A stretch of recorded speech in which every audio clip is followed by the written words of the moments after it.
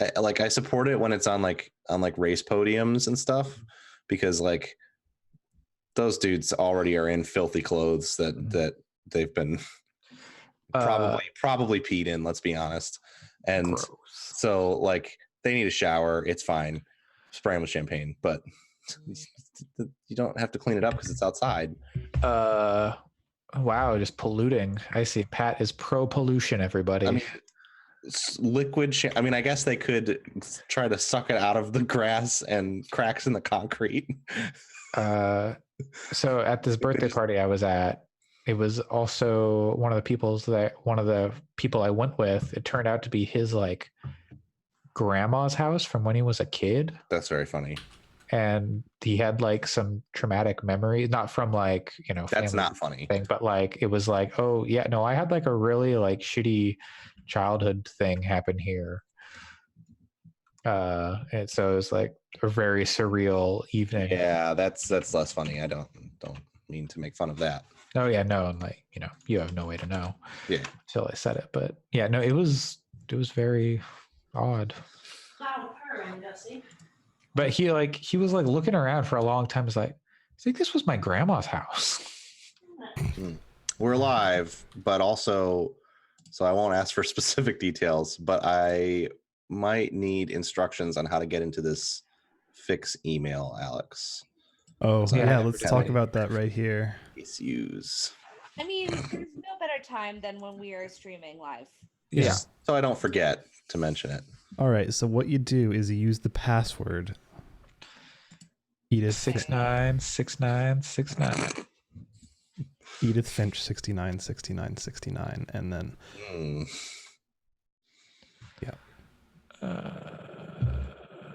You just leaked my social security number, Alex. How could you?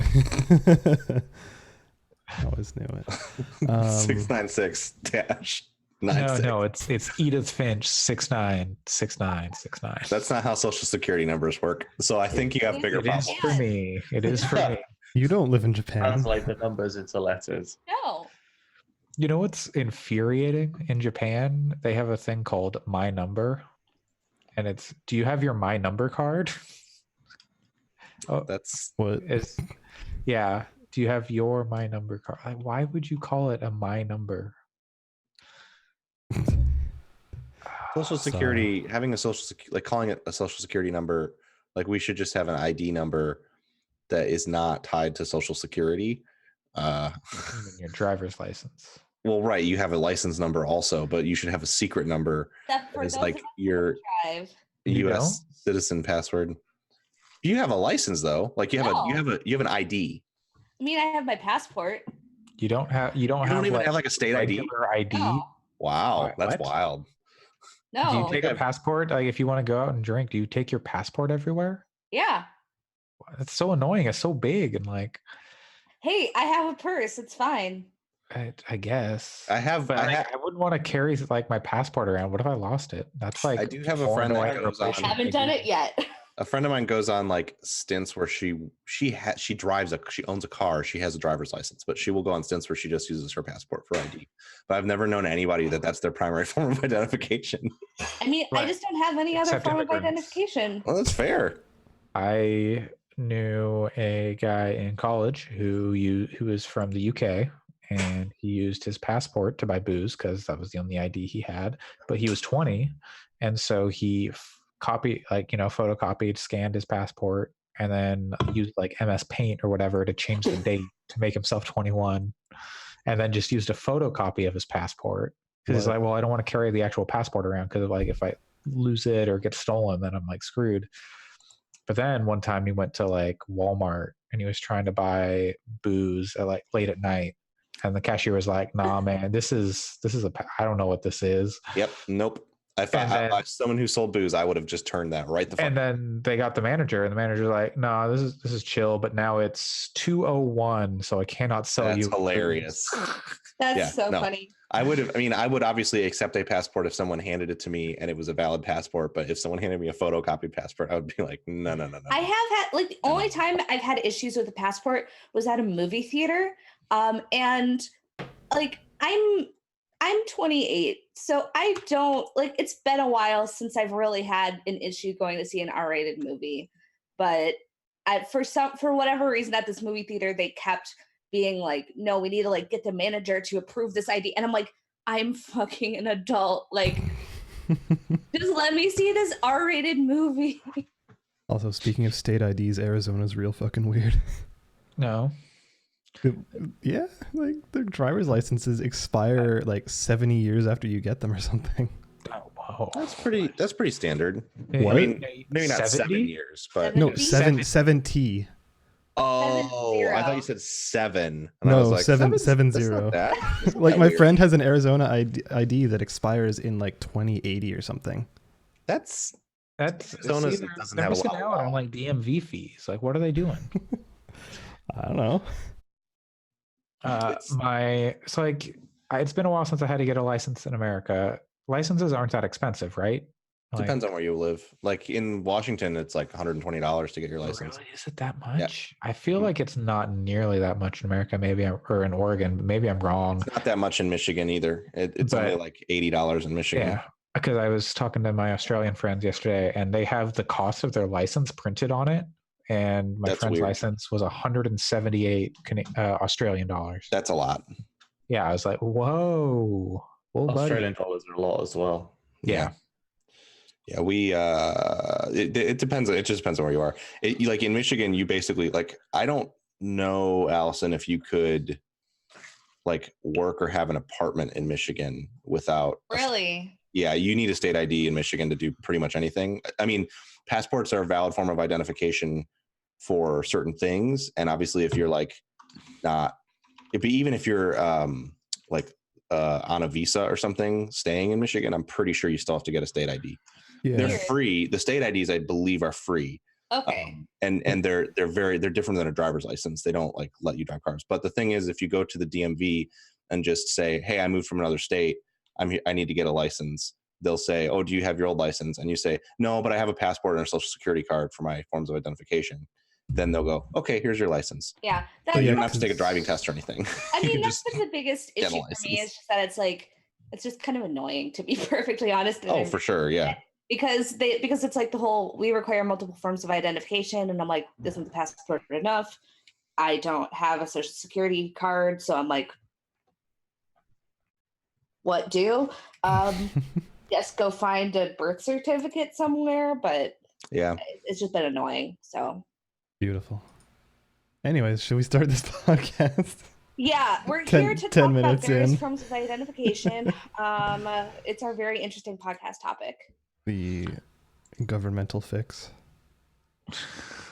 I mean, We do not have the time to fix this government not with that. of attitude. any of these countries that we hail from. Again, not with that attitude. I don't have time to fix governments. Burn them down. There we go. Yep. Solved. Works for me. All right. Tip of the tongue, teeth in the lips.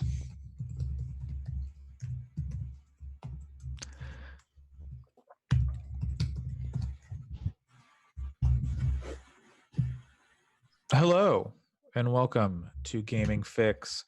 I'm going to need y'all to pull out your ID and show me your gamer cards, your credentials, because this is a stick up. I can give you a Alex health insurance Jolinas. card. Alex Jelena, prove Well- your gamer credibility ID. I didn't think this through. Well, my ID got leaked by the ESA, so Oh, well, that's a true gamer right there. Or is it if you're leaked by the ESA, it means you're a journalist, so you're not a true gamer. Ouch. Exposed. Allison Sagan. If you want, I could go grab my original Game Boy Color, which I bought several, 20 plus years ago. Does that work as a form of identification there? I mean, yeah, Minnesota is really weird. So Yeah, cool. I just bring my Game Boy Color, and they go, okay, you're clearly an adult. So Pat. I your have credentials, please. a recently expired zoo membership He does. We can see it. There's a QR code on there. Yeah. 07 21 Hold up 2019. your use your QR code scanner on the sound wave of this podcast to find I'm out. pretty sure they just use it to scan it when I go into the park, which I can't do right now because it's expired. An ARG. Samuel Harrison, your credentials. So I have this. That's my train card. That says I can train. Doesn't say anything about being a gamer. I have 2 loyalty cards for food. Yeah. Wow, does it say gamer grub? My ID.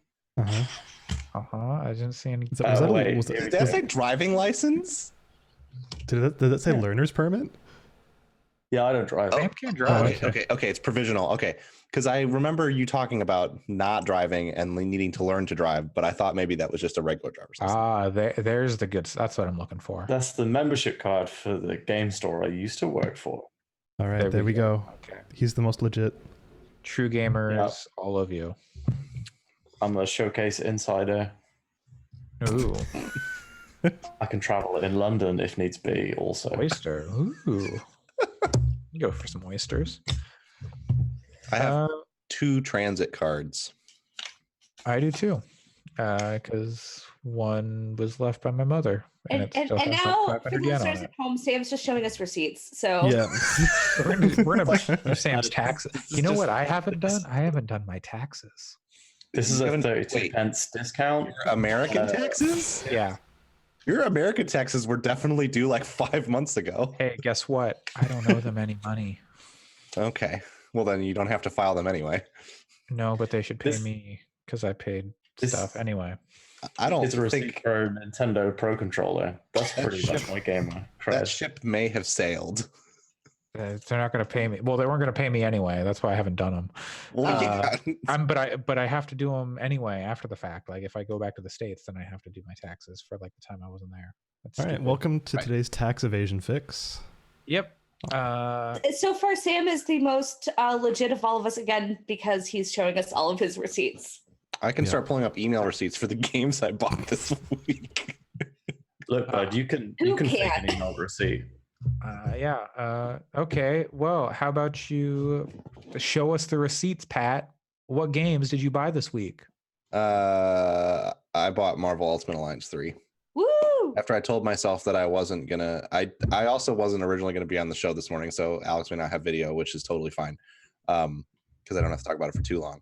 But I mostly didn't think I was gonna even be awake this early because I told myself I was gonna skip the show, and then I am, and I can't go to the store until like 8 anyway. So, so I was gonna be sitting here not doing anything, probably watching the show. We get things wrong. Originally, I told myself that I wasn't going to buy any other Switch games until I finished Fire Emblem, but I have been reading like loads and loads of Marvel comic books, which are like extremely good, and it has put me in a mood to just like want to play more Marvel-y stuff. And I started reading more about, like, I kind of saw the reviews for Ultimate Alliance and saw that they were sort of middling and was like, I'll check it out eventually. But I kind of dug into a little bit more of the like specifics about the game and found it sounding a little more interesting to me. So I picked that up, and it's a lot of fun. I played the first few levels last night. I went into the first like Infinity Rift, and that stuff is cool. That's a cool game. It's very simple button mashing in terms of the like light and heavy attacks, but it's really flashy, and it's kind of fun to build the teams of heroes because they all have like different team synergies, which is a thing from the older Ultimate Alliance games, but it's fun to like see how you can fit them together in different ways, because it's not just like, oh, the Avengers and the Spider Friends. It goes a lot deeper than that. So it has stuff like the Big Brains team, which is my favorite thing. It's like smart people. Got MODOK? No, there's no MODOK yet, but it has like, so far with what I've unlocked, it's like Spider-Man, Iron Man, and the Hulk. I don't know that I have any other big brains characters, but like they get different synergies based on that. I think that the Women of Marvel team synergy is a little odd. I mean, I know that's like a thing that a tag that they use, but I also think in like video game terms, it's a little weird that it's like your team's all women synergy boost. It feels a little. It's kind of like that scene in Endgame where it's like, look, we've put all the women in one frame, which is like cool, but also when you stop and think about it, you're like, yes. Yeah, for me that boost was fine because I like using like a lot of my favorite characters are female characters. So I was just like, okay, this it's is not just offensive. Like, it's just right. It's just like it was just a passive thing where I'm like, okay, I just happened to get this boost. That's cool. I just like as I was reading the team boosts out to my partner, I was like, oh, it's a little strange that that's a team thing. It seems vaguely pandering. Exactly. Yeah. That's I don't like in the game, like they want you to be able to like put whatever weird team you want together. And so I think in that context, like, oh, I mean, they could probably come up with something more creative, but if it's just like, oh, you put a bunch of ladies on a team, oh, you get a synergy. If they had one, it was like, oh, it's all guys, it's a sausage party. Yeah, but they also like, I think that would like, balance it out a bit though. What if it was like, yeah, like that, like to me, that's kind of saying the same thing as like, oh, it's all black guys. See, we're inclusive. Yes. Like right, yeah. I don't know. I have that many black people. There's T'Challa in it. Is Blade in Storm in it. Blade will be in it. You got Blade, Storm, T'Challa, Miles Morales. Yes. In fact, he is. There you go. There you go. Yeah. So it would be weird if they did that, and it's a little weird to me. Again, it's like if they had like a dude Marvel. I'm not arguing that like. I think that there should be a men team because men need representation. Oh yeah, absolutely. Would think people would know that, but like it seems a little weird to me. I just thought it was odd. It's not like a thing I want me to drag out because it's a fun game, and I don't think that. I mean, it's a branding that Marvel uses. Yeah. So it's just as I was scrolling through, I thought that was like it made me pause a little bit. Not quite. I mean, I thought that the Big Brains team was definitely funnier, though. My partner thought that I was lying. She thought that when I was going through the list of team synergies, when I said Big Brains, that I was making a joke. If you use this should be like a Gundam's team that's like Hawkeye, all the stupid characters. Well, what's funny is like it does get pretty granular. Like there's Avengers and New Avengers. Those are two different team synergies. And a lot Young Avengers. I don't know yet. I haven't seen any. Secret Champions Avengers? Probably. There's Inhumans though. I think. Teen Titans. Yeah, because Crystal's on the team. Crystal's in it, and I think Justice League. Also, and that game has deep cuts too. Like the dog, the Inhumans dog, whose name I can't remember. Lockjaw. Right. He's like the thing that makes it so you can change characters whenever you want. Not whenever you want, but at like checkpoints. Weird. He since he can teleport through reality. He's the thing that allows you to call people to you at shield checkpoint. Okay. Also, the voice acting is quite impressive. Like they got really good voice actors, like Nolan Norths and Troy Bakers, and I don't remember if both of them are. Wait, did they actually get Nolan North and Troy Baker to do one of the two? Nolan North is definitely in it. He plays Rocket, but and he sounds like he sounds just like Bradley Cooper too, which is it's very impressive. Weird. I think Troy Baker's in it, but I could be wrong. Does Nolan North also voice Deadpool? Because he does. He does. Does he also voice Iron Man? Because I don't use in the Avengers game. So, but the voice acting was like I was not expecting the story to be interesting to me, but it actually is quite good so far. So like Yuri Lowenthal plays Peter Parker. He is who always plays. Yeah. Eric Loomis plays Tony Stark, Iron Man. I don't know who that is. Okay. But Steve Blum plays Wolverine. Does he say bub? I haven't encountered him yet. Snicked So, Bub. Does he say shepherd? Does he say, "I'm Wolverine"? and then what was the other? There was another really, really notable one. Allison, you're the one who has the game. You should know this. I don't remember who's doing the voice acting. Steve Blum plays a lot of characters in this But He game. does. Have you seen? The other one was that Ashley Birch plays Nebula, Oh, yeah, I saw. Yeah, which That's is an interesting wild. pick. Yeah. She's really good. She sounds just like the woman who plays her in the movies in the game.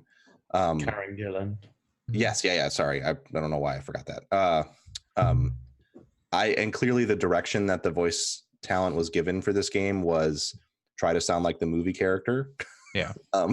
Because like the guy who plays Fury is clearly like, it's funny because like every other word sounds just like Samuel L. Jackson. Then every other word is like a little too exaggerated. yeah, I would agree with So, that. I enjoyed it. I think he's a good performance. But yeah, I don't know. It's a wild voice cast. And yeah, it's a pretty fun game. I'm enjoying it so far. It's obviously very simple, like very mashy. The Infinity Rifts seem interesting though. They do things like the first one, you just have to use powers, so you have to manage your cooldowns because your normal attacks don't do any damage, and fight an encounter from earlier in the game. So that stuff seems cool. And the DLC sounds good. They're adding free characters. Colossus and Cyclops are coming out this month at the end of the month. And then the Marvel Knights DLC hits September. And I was under the impression that the DLCs just added characters, but they do add story stuff. So presumably there will be like a Marvel Knights level or something when they add those characters, which would be pretty cool. Does it tell an original story or is it rehashing some existing story? It's mostly. You can answer that better, Sam. Yeah, it is original, but it's kind of a rehash of Marvel's Infinity event, but also Infinity War, the Marvel movie. Yeah, it's the Infinity Stones and stuff. I mean, it's a lot more wide-reaching because they have such a wild. Like, obviously, Crystal wasn't in the MCU, and there's a few characters like that. She's in what? She's in the Inhumans TV series. Oh, fair enough. I haven't seen that. No longer a thing.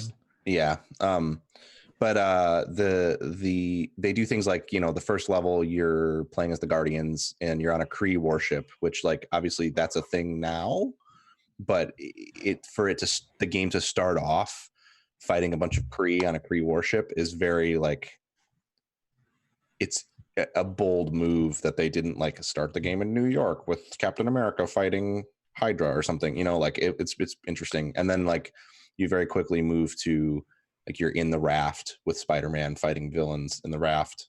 So it doesn't draw too heavily from the MCU. It's more like the MCU kind of fits within its Venn diagram, but it goes a lot further than that.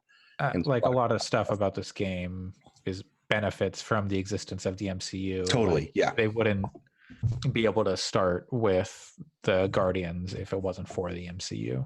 Yeah. Like if a 12-year-old kid who never even heard of the original MUAs picked this up and like had also watched all the MCU stuff, would they have a good time with it? Totally. Or is this... Yeah, absolutely. You don't no prior knowledge of Ultimate Alliance. Yeah. The only ones that I've played that are even remotely similar is one of the original X-Men Legends games on GameCube. I didn't play the other Ultimate Alliances and the progression is not particularly impactful, at least where I'm at so far. It's stuff like, this does a little bit more stagger bar damage. Like it's pretty. The changes in power to your character, I think, are mostly kind of behind the scenes stat boosts that you're like getting more health and attack power. So it's not like a particularly deep game, but it's deeper than I expected, frankly. I was kind of thinking it was just like everyone press starts and then you start and then you mash the buttons and the enemies go down. Whereas there is some degree of like, you have resistances and this elemental type attack and stuff.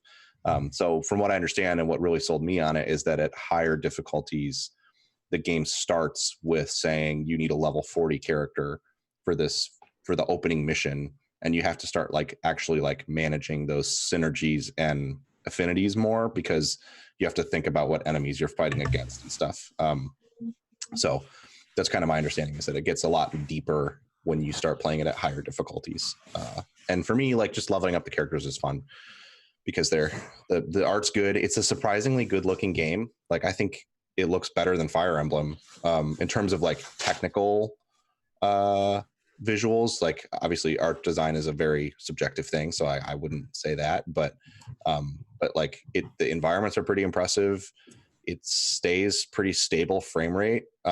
There's tons of particle effects going on all the time, and it still handles it well. And like the character visuals are like surprisingly good for a Switch game, in my opinion. So yeah, I was impressed at the level of polish and like fidelity there. Definitely. Anything else on Marvel? I turned it on this morning and I almost fell asleep 3 times playing the first level, but that's just because I'm tired. Oh, no. It's funny because like I definitely don't have I would not suggest that this is a like objectively better game than Fire Emblem, of course. Oh. However, with both of them installed on my Switch right now, I am much more interested in jumping into Marvel, less because I think it's better and more because like it's just an easier game to jump into and out of.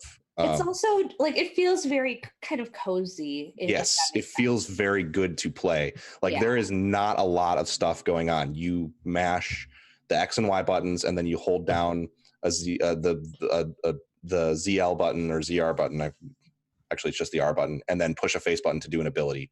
And the abilities are like, oh, Captain Marvel, like did a proton punch and like dashed at the enemy and punched him. It's not like huge, like wild abilities really. But it's just it's fun to play.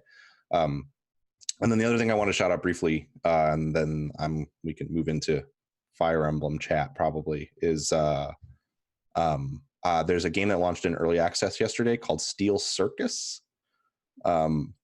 It's kind of niche-y, but it's pretty cool. It's kind of like if you took like Dota and mixed it with Rocket League, and if the art design was like very Overwatchy, except like it's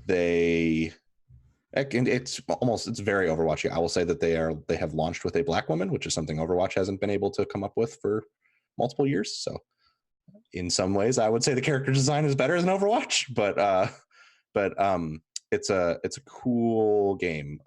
You kind of like, it's controller or mouse and keyboard, and it controls with like WASD or a stick, and you're trying to dive get a ball and then carry it to your opponent's goal and shoot it in the goal and score, or carry it into the goal.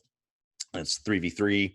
You can pass between characters. Each character has 2 abilities that they can use when they're not holding the ball. And it's things like throw up a barrier. One character has a Captain America shield she can throw. And then you can do like tackles and dodges and stuff. And it's a lot of fun. It's like only has 6 characters so far. And it's very, very bare bones in terms of what's in the game. Because like, again, they launched yesterday, but and it needs a lot of balancing work. But it's a fun game. I mostly wanted to shout it out because it's free. So it has a character pass you can buy that just for free, you get 3 characters. I also think it's a really great example of how garbage Steam user reviews are. They launched, it's a pretty small team from Austria that's made up of like ex-Rockstar and Deep Silver devs. And they launched, and granted this was a mistake, but they launched with a EULA that included language that suggested that your account would get deleted if you didn't play for 6 months, which very bad, not good, not a good thing. Mm-hmm. So it got hammered in Steam reviews by people. And then they pretty quickly, like within hours, put up a thing that was like, we should have done better about this. This was a standard EULA that was given to us to put in the game. We have no intention of deleting your data. Like, your account will not be deleted. we may like remove your name or something if you don't play for 2 years. Yeah. But it was very like they came out, but like the damage was kind of done because it's not like people went back and fixed their reviews once they changed the language in the EULA. And then the other thing was that like people went in and started reviewing it negatively because they're selling characters, and like their stance is that they won't do loot boxes. And so to kind of like counteract that, they sell a character pass, and you can grind the characters, but it takes like a very long time to grind out a character because this small indie team has to keep its lights on. Yeah. And so the character pass is $20 to have all the characters forever. And like every character that they'll ever put out? Yes, every character currently available and that will ever be available. So it's a kind of, I guess, a bit of a gamble, because if the game dies in 6 months, then, you know, it does. But like it's a very common practice. Like Smite does it, Paladins does it. Like lots of free to play games do this. And $20, in my opinion, is not that much to ask for these characters, because like they are all unique and have different abilities. And so the fact that it's getting hit hard in reviews because people are like, this money grubbing dev, can't believe it, it's so hard to get characters for free, this is wrong, you need to make it so that we can get this stuff for free, is like, I almost feel like developers should be able to like nuke those reviews, because that's just ridiculous if you ask me. And the problem is Steam has been doing something recently to counteract review bombs, but I'm not exactly sure what that is. And I probably shouldn't use the term bomb, because I don't think it's not like a coordinated effort to tank its review score, which is, I think, what they're trying to fight against. This is more of just like people being super entitled. They don't go back and fix their reviews when the first thing that they were mad about got changed. Yeah. I think that's kind of intrinsic to online reviews. I can think of like so many online retailers that, you know, it's selling physical goods, and you see reviews that are like 1 star, shipping took an extra week, and it's like, well, so yeah, I can tell you a secret, which is that in most cases the people selling the stuff can control those reviews. Sure. So they'll let through reviews. Like I will say that, you know, at my job, I do have control over I manage a user reviews system, and I would never like block a review that's 1 star because someone didn't like the product or had an issue. But we could say, if somebody said like, you know, this product, like if they say like, I never received the product, then I will block that review, because it's not a review of the product. Yeah. It may be a review of my company, and they have every right to be upset about that, and we'll reach out to them and try to make it right, and they can go review us on Yelp or whatever, but it's not a review of the product. And so like, that's true of a lot of marketplaces. Amazon, it's less true, but Amazon is a weird case, because of like a lot of times people selling the products will be able to like reach out to the customer and try to communicate with them to get them to remove the bad review. Whereas because of the volume of Steam reviews and the fact that it's like the producer of the product, it's hard for them to be able to, like, they can respond to reviews, the developer can respond, but it doesn't change the score. So I don't know, it's a frustrating thing. I think it is intrinsic to some user reviews, but I think it's especially harmful when it comes to games on Steam specifically, because Steam's user base is often pretty toxic and entitled, frankly. I just wonder if anyone actually pays attention to user reviews. On Steam, it's huge. It does, because it also affects discoverability. Yeah, I guess. Yeah, and I mean, I know that I've definitely looked at games on Steam and then see that it's like overwhelmingly negative. And I mean, if it's a game that I'm particularly interested in, I might look deeper into it, but not everybody's going to look deeper into it. Obviously, there's value in them too if they're used correctly and properly. Right. And they're so rarely used that way. Yeah, I mean, and I think it's interesting too. Like, you know, like if you look at Superland, the game that I know that 3 of us played earlier this year, that game's okay. I don't know, it's a solid like 7 out of 10 for me. And that game had like overwhelmingly positive reviews, because in a lot of cases people review stuff politically, not really based on the merit of the game. I don't mean politically like global politics. I mean like people are like, oh, this game's $20 and I can play it for 20 hours. That's a great value. I'm going to give it a positive review. And it's kind of like, it's not really what I'm looking for in a review because I don't care. Yeah. I'm not saying that their review is invalid, but when that is like kind of the overwhelming contingent of reviews. But it's also tough on Steam because it's a binary statement. You're giving it a thumbs up or a thumbs down. Totally. Like a 7 out of 10 is definitely a thumbs up. I don't think that's a thumbs down. You go and you look at like there's no real like nuance to it. There's no like, granularity. Yeah. Yep. And that's fair. I would recommend Superland to someone who is looking for a puzzle game or like an adventure puzzle. There are instances on like, Metacritic or whatever user reviews where it's people go, that's a 10-point scale, and people go completely binary on that. Two games are either a 10 or a 0. Yep. And like, Totally those are, and like, why are you rating games this way?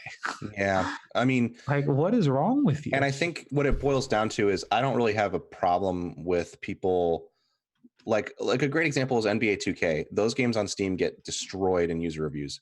And I kind of think they deserve it because the way they monetize that game sucks. It's really, really toxic and predatory. And so I do think that those games should get hammered, and they're being produced by possibly the biggest video game publisher. I can't remember if 2K's at the top, but I think they are because of GTA.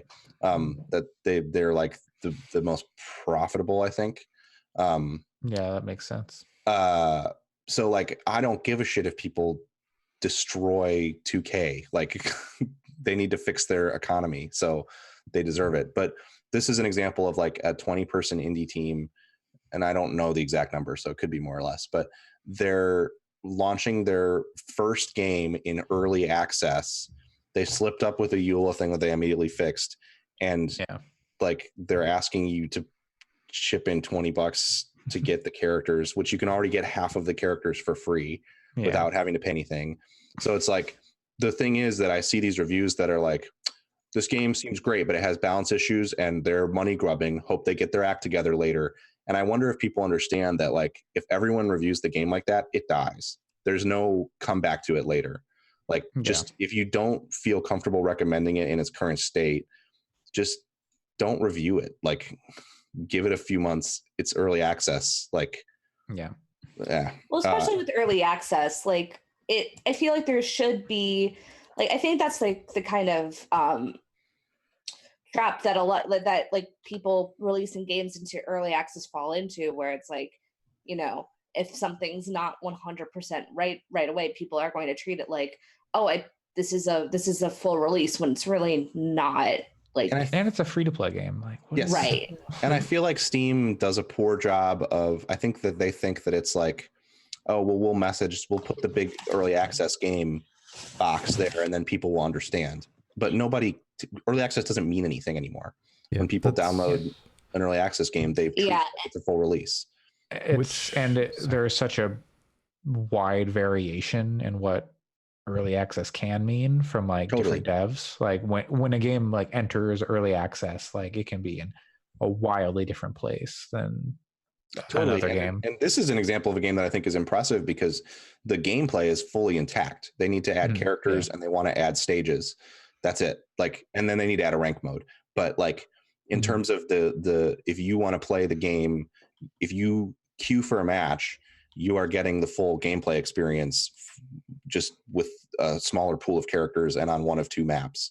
And the maps are as relevant in this game as they are in Rocket League, where they're like, yes, they are structurally a little different, but it's not like a shooter game map, like where it's super different. So watching clips of this, how does this compare to Pyre? So I didn't play enough Pyre to say for sure. It's a little faster though. Than what I remember, but not characters like can move at once. Yeah, that's the big. So that was 3-on-3 like fantasy basketball, wasn't it? Yeah. Yes. And one of the cool things about Steel Circus is that there's different ways you can run the ball in, you can shoot the ball, you can bounce it off of certain stage elements sometimes to get it to go in, and the game kind of recognizes those things and gives you points.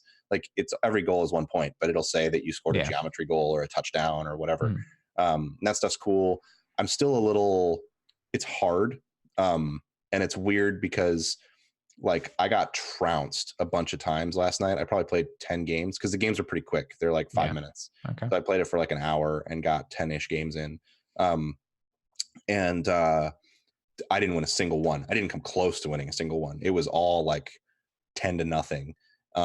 So I don't know if it's because there are people that were playing that like had access to the game beforehand or what, because it is kind of it feels unique. Like it's not like there's some transferable skills from games, but like it's not like, oh, this is just like X Games, so I'm good at that, so I'll be good at this. Which is interesting. You say. But it's really fun. I like it a lot. I think it's a really solid platform to grow on, and I think people should check it out. And thankfully its review score is at around like 65% right now, so it's not like it's. Let's get that up, boys and girls. But I definitely 4%. 4 points only. Yeah. But I think it's worth checking out for anybody who looks at, frankly, like if you look at Rocket League and go like, wow, that's too much for me in terms of the like doing aerials and stuff. This game has sort of a similar feel of like scoring goals and running the ball around, but it's a little less like of a struggle than Rocket League. Because there's less to kind of manage. You have your two abilities, but otherwise it's just like tackle, shoot, dodge, and your two abilities. I recommend it. Cool. I think it's coming to console too eventually. I don't know if it came out at all. It seems like it would be a good fit, and like they've got a PS4 controller in there as the like example, at least if you're. I'm playing it on a controller, but I'm playing it on an Xbox controller, and it's also fine. I had to remap the buttons a little bit. Their default mouse and keyboard scheme is a little weird too, but I think it's better with a controller. But you do get a little more precision with aiming on a mouse and keyboard. You use the right stick to aim in a controller setup. It's like right stick, hold the trigger down to power up your shot, and then that's why you're losing. I don't think so. All right. Well, unless you have any other games you'd like to talk about. No, I played more Fire Emblem, but I think that's what everybody played. Yeah.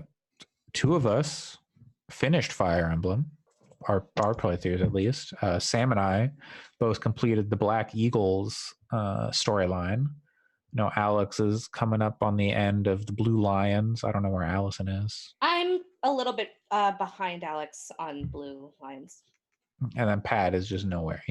I'm still in part 1 with Golden Deer. Yeah, I started. The game were more fun. No. I started the second playthrough and I picked the Golden Deer because I still don't care about the Blue Lions. But Rip. Yeah. I think the Blue Lions look the most interesting from what I play. Like the Golden Deer seem like they don't matter at all. That is true. Like, yeah, based on the story that unfolded, I was like, what? These people really just don't matter. Yeah, that's the feeling I had. It seems like Claude is kind of an afterthought in a lot of cases. Like the whole time they're like, oh, the battle of the lion and the deer, or no, the lion and the eagle, and like all this stuff, and like and Golden Deer too. I will say, even in part 1, the Golden Deer, it's framed as like, we don't really give a shit what those other people are doing. We have more important things to do. Yeah. So I think that is probably the intended perception if you're playing the other houses, is that like you don't care what they're doing. Because I believe the Golden Deer story is much more like, we got this wild shit we got to do on our own. Maybe. I mean, there's wild shit happening in like the. Oh, I'm not saying there like wouldn't. in like the grander thing. So I don't know what they're like. Oh no, we've got like some real wild stuff we got to do. I don't know. But I know that game has an issue that I think a lot of games recently have had, where it's like decent and like pretty even in difficulty throughout the way, and that, like, maybe it's a little easy, then it picked up, and then the last fight was like way harder than anything else in the game. Yeah, there have been a few fights in part 2 that are definitely like a big spike. My main character in the first fight in part 2 got one shot and not taken more than 5 damage in part 1 from an enemy attack, and he got one shot. Interesting. I did not have that happen, but damn. Callie Plagg was on the Giant Bombcast from Callie Plagg from GameSpot, and she was saying that her recommendation was to play it the first time on hard and casual mode, because that like provides the best like balance of difficulty without too much consequence. So I thought that was an interesting recommendation. It's definitely very easy on normal, but it's not been like unfun. And I definitely can see how I've played a few more battles. Like I've played it a fair bit this week, a couple hours at least. And I can see even early on, like there were a couple instances where if I had put someone in the wrong spot, they totally would have died. So yeah. It's kind of funny when, I don't know about you guys, but you kind of like grab a character and then you see the possible places they could go, and then you put them somewhere, you just see all those red arrows just pointing at them, and you're just like, oh geez, okay, not there. You're like, never mind. Yeah. Stick them one space back from there. Yeah, exactly. Like Or it's like, that's kind and of then a funny there's still moment. like slightly less, and you're like, okay. Yeah, or then you put them there and then you move one other person beside them and you're like, okay, now it's being split. That's all right. Yeah.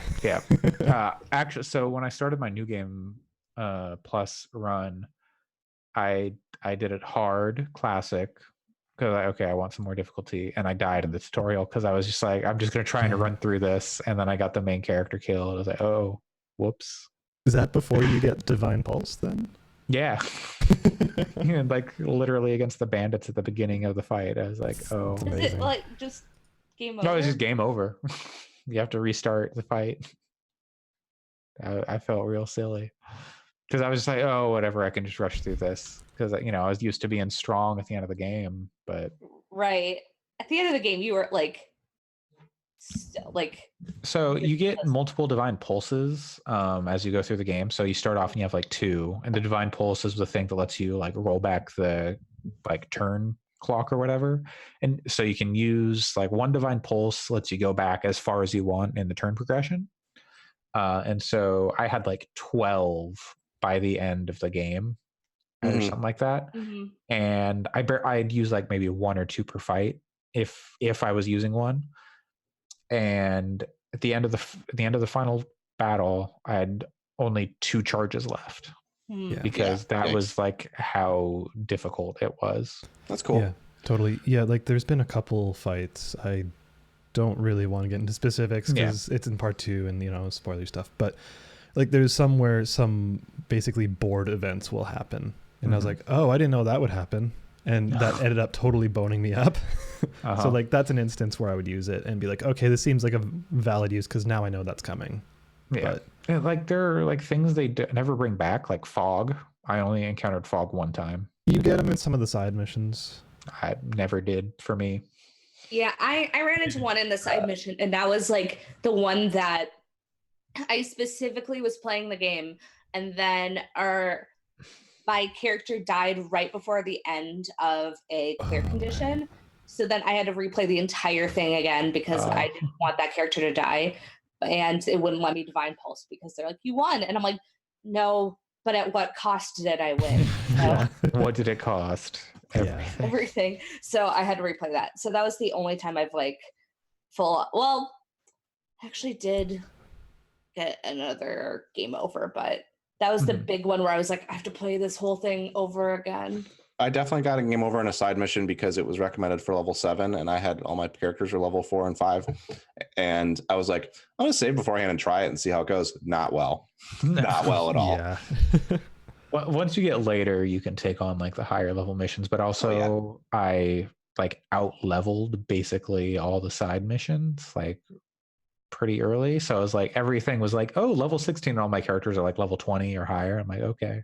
Yeah, the only thing is that like my main house right now, like basically everybody who is OG Blue Alliance and a couple of others is super, super high leveled.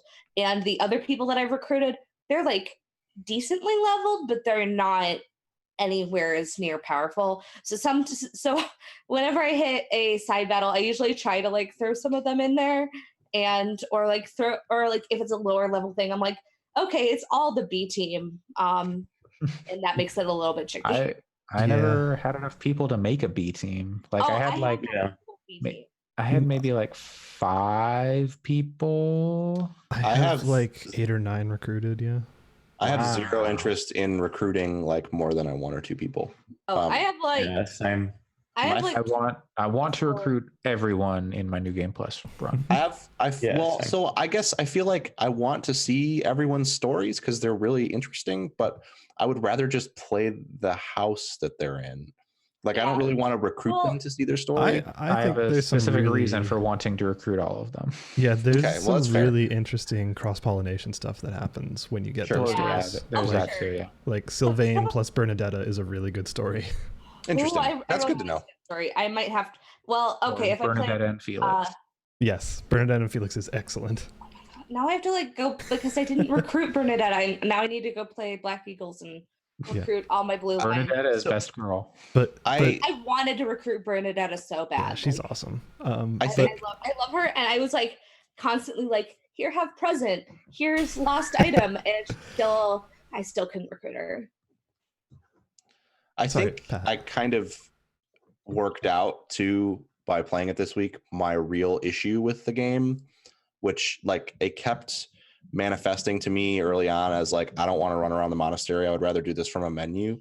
I still think that having that as an option would be a positive thing. And I don't really agree with where you've come down on, Alex, where like I don't think it does much to provide context for me.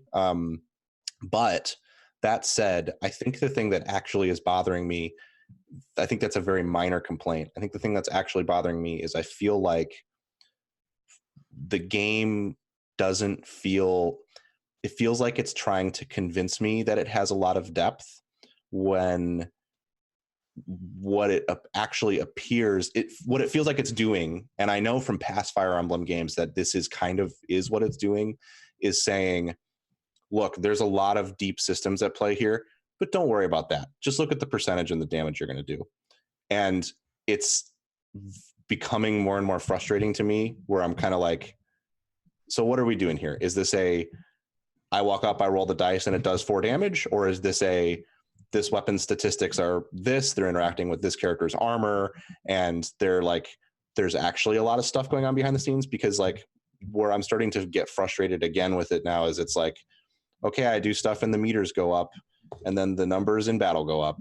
And it doesn't feel like I'm making meaningful choices. It feels like I'm just kind of like making the numbers go up so that then when the battles happen, I can do the damage. And the story is still fantastic, but I think that's the frustrating thing to me. Whereas I kind of prefer like to use the most direct analog I've had that I keep comparing to is BattleTech, where BattleTech is like, all the numbers are on screen and they're very, very complex. And like, I can understand that it's more of a taste thing. I just wish that the game was more clear about what was happening under the hood.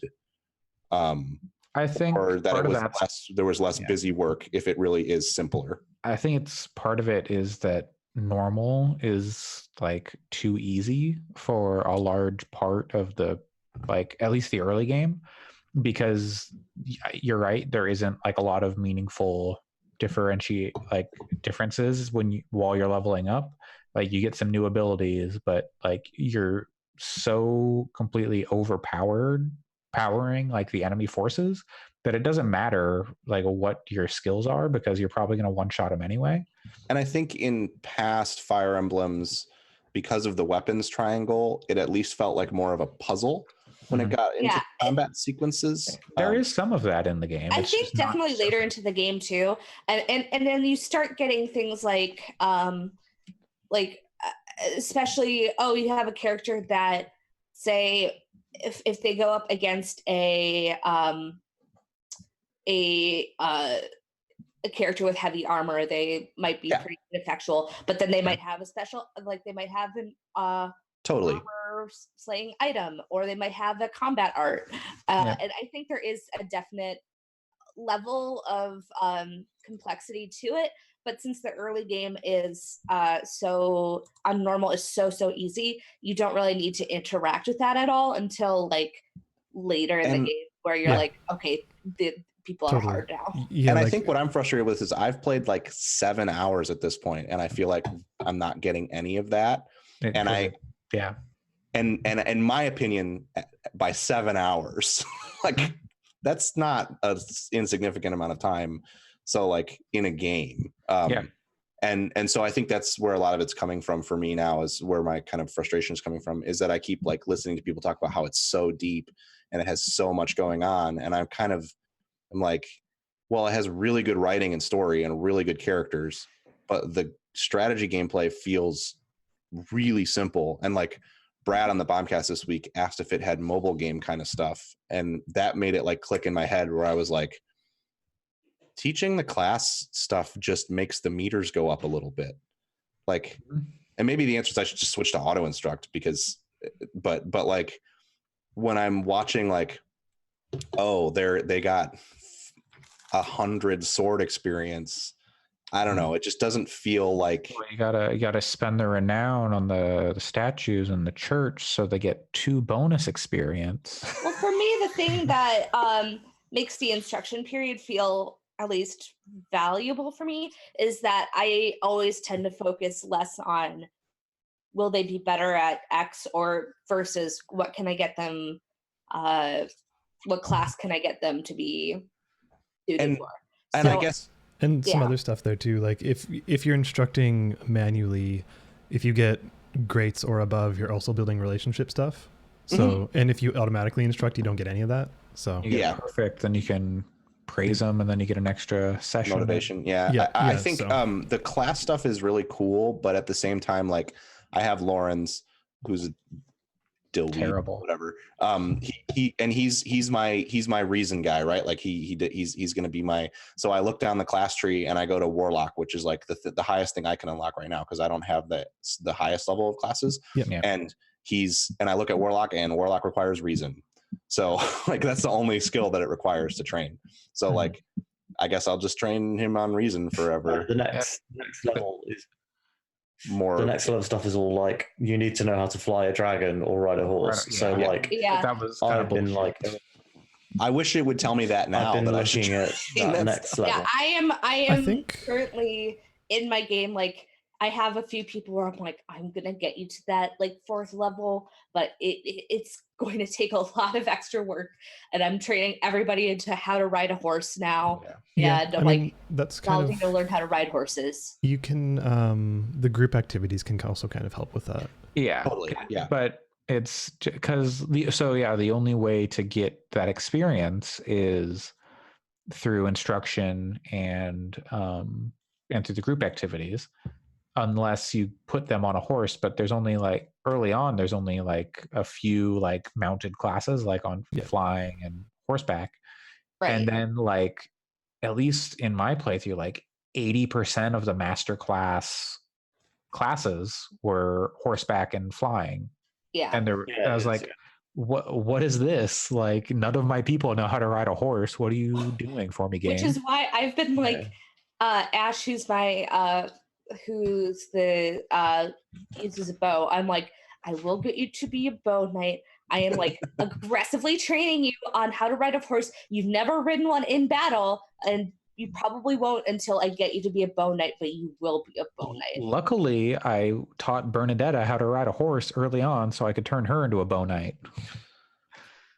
There were some things that do not work in that game, I think. But I enjoy like all the social stuff. I think, well, and again, to be clear, and also the battles themselves are very satisfying and fun. Yeah. So I don't mean to suggest that I think they're bad in any way. It's more just, I feel like the game, I can't tell if the game is as deep as its vast array of systems actually implies it is, or if it is like, if you look at the relationship thing, it's only tracking one number. It's just tracking your like relationship score with them.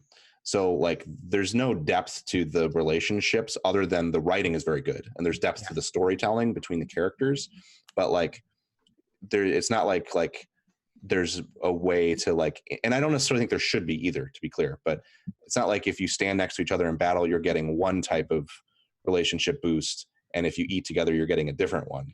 It's all the same. So I think if you did that, it would very quickly just become like not a fun system, though. Absolutely, Right, I agree. yeah. I'm not saying that it should be different. I guess I'm just trying to use it as an example that I have, like top of mind, that I know how it works. Yeah. So I can't tell if other systems in the game mirror that, or if there really is like, is my time spent giving them writing XP just so that they can get those classes later on, or is that having a tangible impact in how they will perform when they get to that class? It does. Kind of stuff. It does. It does. It For gives sure. them support. So if you train them on,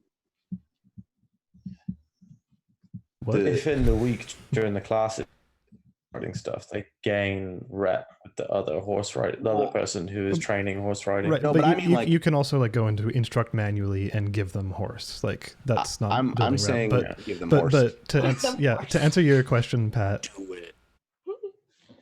it. But yeah, like it 100% does, especially when you start getting deeper into like combat art stuff, because that starts influencing like kind of bonuses that you're getting.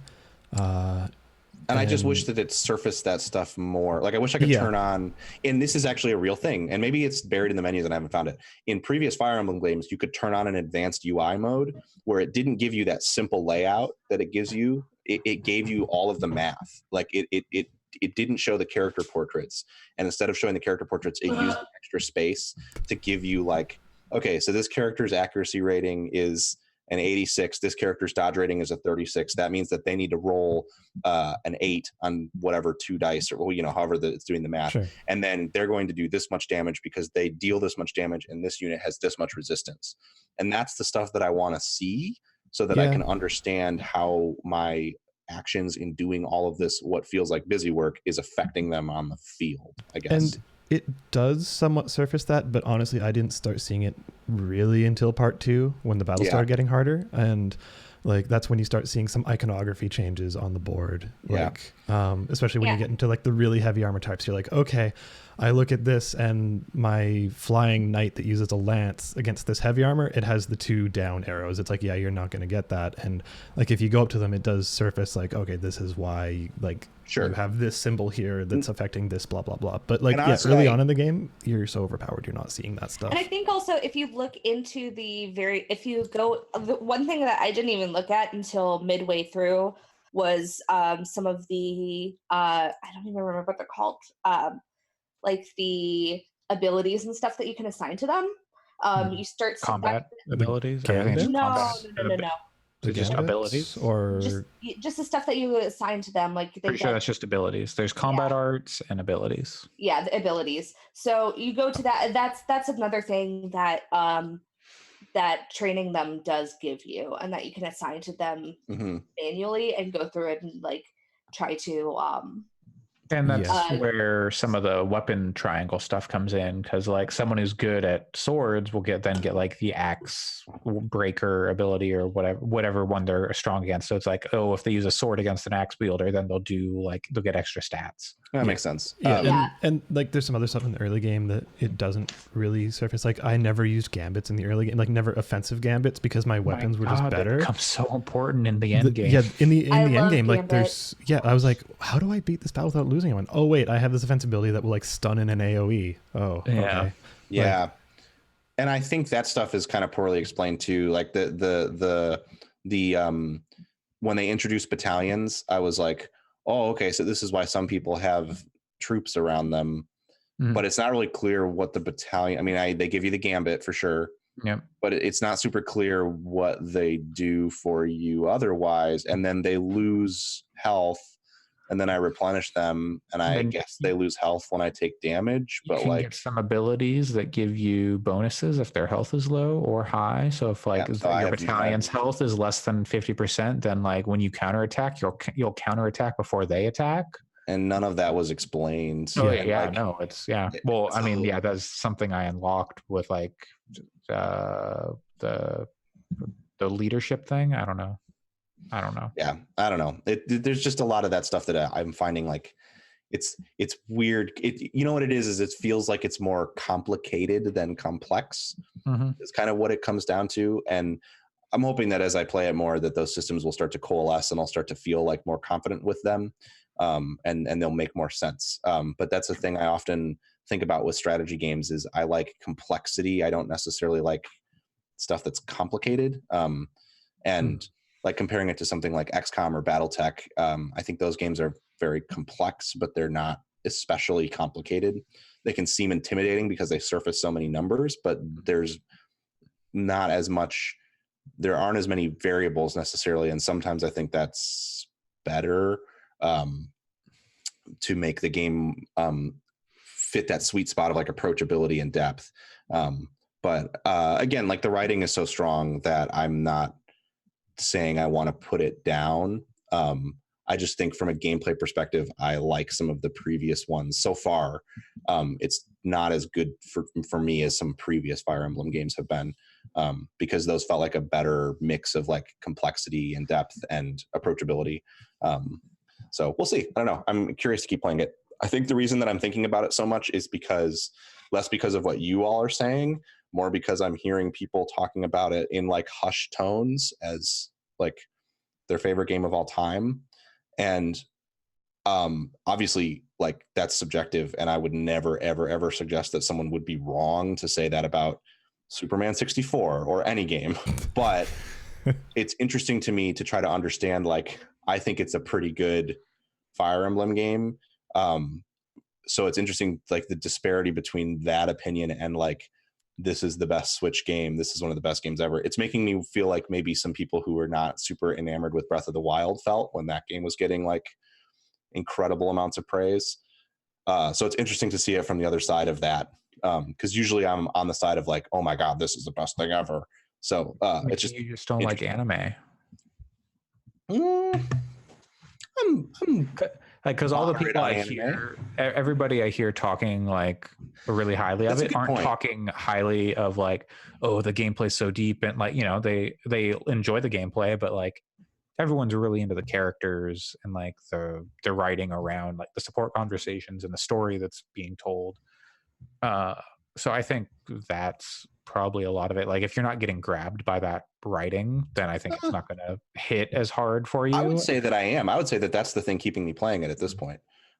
If it didn't have such strong writing, I would probably put it down for not forever necessarily, because I don't think any of this. There's a lot to play. So but the writing is the thing that I think is quite good. I will say that I think it's a little like I'm at the part where you have to protect Lady Rhea from the assassination plot, or at least that's what Claude thinks is happening, is there's an assassination plot. I haven't finished it yet, so you don't have to tell me how it goes. But it is a little bit like, it's so heavy-handed in like, you know, maybe the church isn't all good. And part of me is like, game, like, I get it. I get what you're saying. Like, you don't have to make these people seem like do you ever see an anime as though? menacing and stuff. No, I know. And that's why I'm not trying to be hypercritical of that. I'd say it's also significantally less heavy-handed than Persona. I would agree with you. That's one of my issues with Persona too. I also feel like they do that, but then they do occasionally do a couple things where I'm like, maybe the church is good though, and then I'm like, I don't know. Like, I feel like I've gone back and forth a couple of times, because there are, I think that the thing that personally makes me really like this more than perhaps any other Fire Emblem I've ever played is just every single character is so strong. It's not just the main couple. That makes sense. But there are certain characters who are just like, who have like significant backstory, and I'm like, man, the church really did help them out, didn't they? This is funny to me, because after playing the Black Eagle story, I'm like, burn it down, burn that whole church down. hang that. I'm not even into part 2, and I think we should burn it down from what I've seen. Oh, it's you'll see some shit. Several characters I love wouldn't be alive without. No. I mean, it's the people in charge versus the institution or whatever. I don't know right.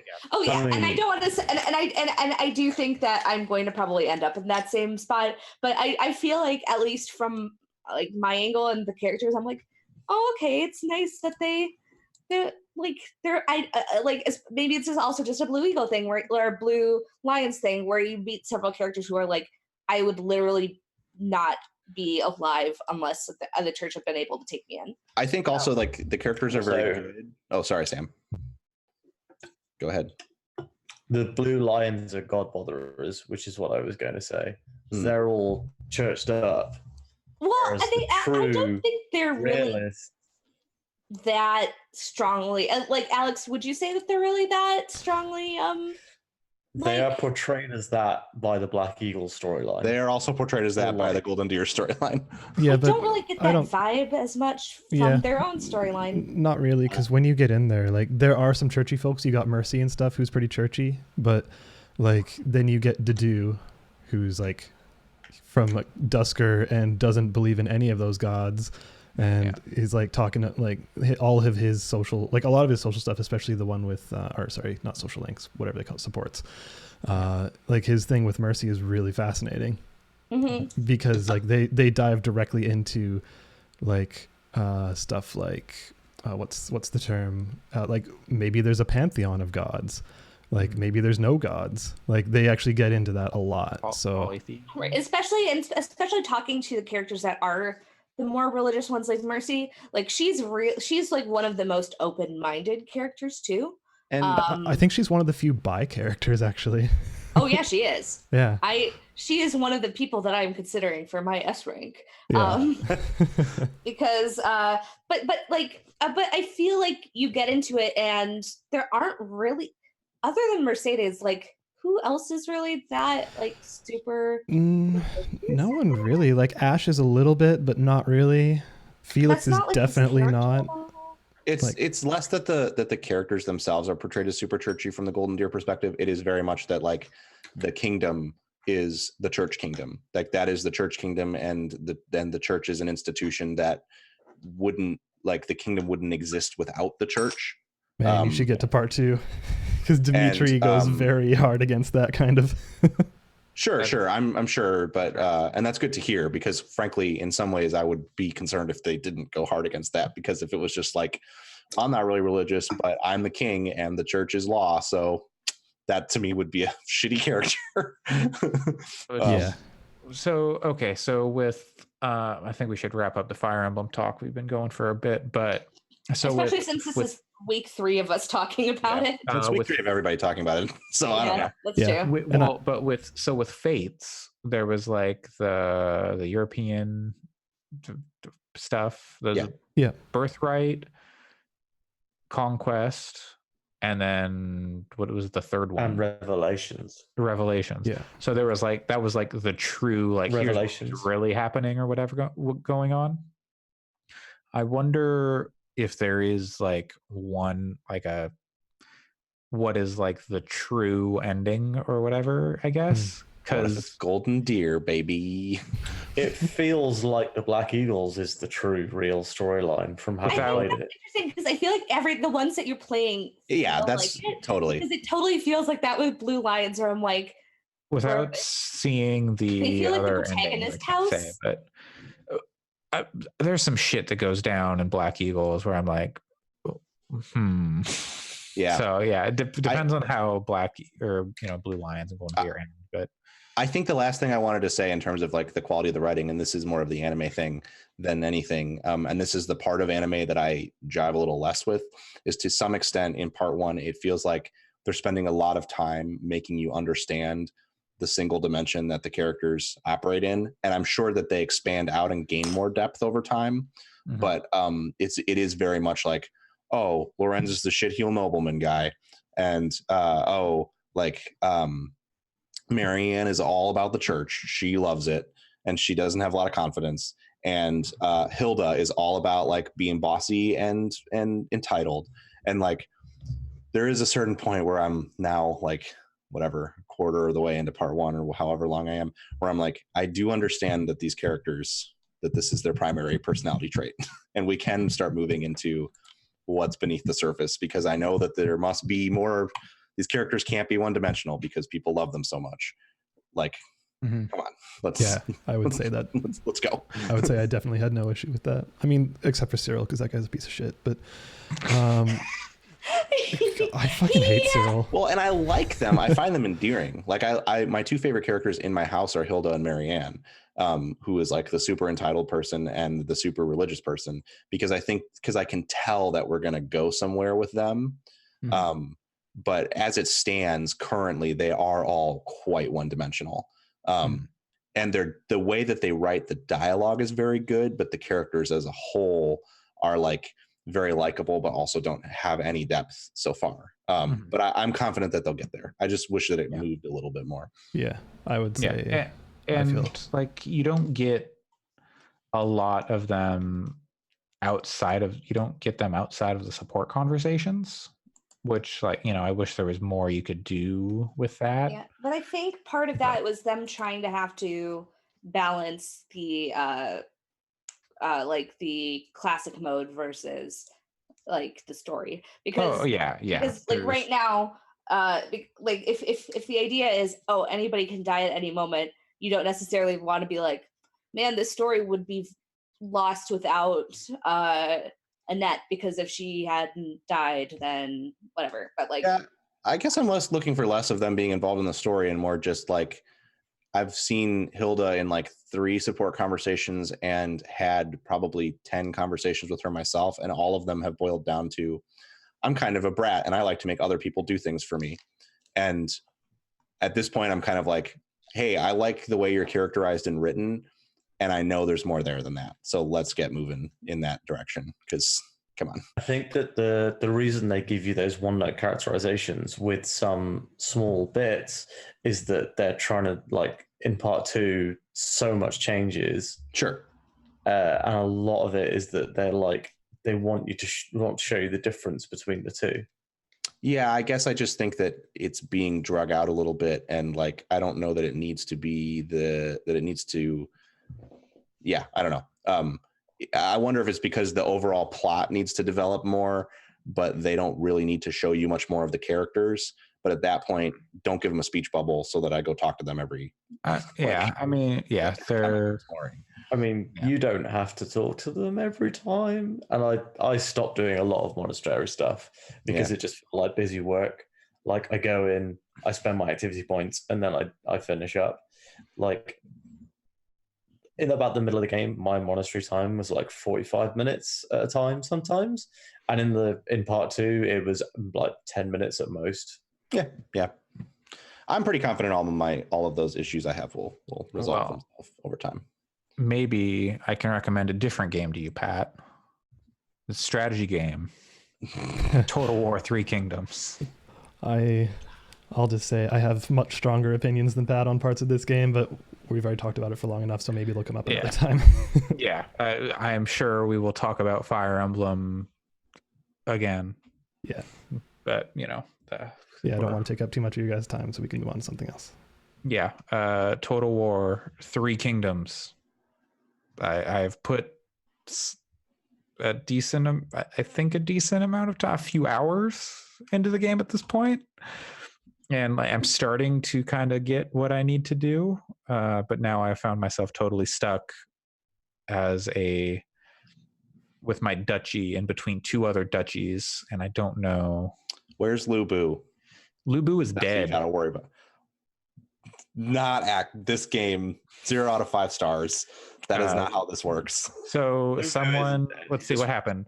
I think someone did some subterfuge and got Dong Zhuo killed. Jeez. And then Dong Zhuo's son took over, and then he died, and then somehow Lu Bu inherited the thing, but then like that empire was in like a single province at that point, and then like my buddy to the north was just like taking over everything in the north, and he took out Lu Bu. So yeah, that Lu Bu's dead, but I've got I don't know how to build my armies up really, like, because I'm like constantly trying to build my towns up, but then like my income's gone. There's a lot to manage here, Pat. There is, yeah. Those games, I mean, like, those games are definitely an example of like pushing it on the complicated versus complexity thing that I was talking about before. They're on the extreme end of the spectrum that I think is there's so much going on, manageable and fun. It's a lot. So yeah, so like I'm playing as Tao. I don't know, CAO, Chow. Yeah. And he is like the one that is recommended as like easy, and because it's like this is the easy campaign, like because his abilities, I guess, like are pretty good for like beginner. And so like some of his early abilities are he can instigate proxy wars, so he can go up to like somebody and be like, hey, you should go to war with this other faction, and just kind of pit people against each other, make them weak, and then he can like sneak in and like stab them in the back. But now in like the mid game, I don't know where I am in the game because I haven't finished one. Like I'm stuck in between two like massive empires, and like I'm pretty big myself, but like I don't want to go to war with either one because like they could kick my ass, I think. Because like you're taking over provinces, and each province has like a settlement, like a town or like a farm, something that gathers resource, maybe a mine. And then you build buildings that will increase your income and like the money that you get from taxes, which you can use to build up your army and to build other buildings.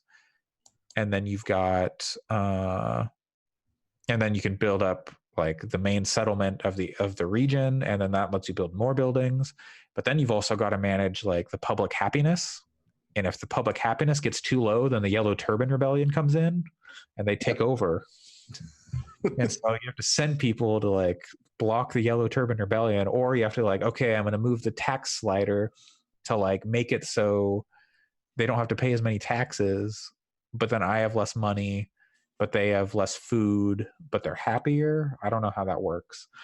They have less food, but they're happier. There's a lot going on.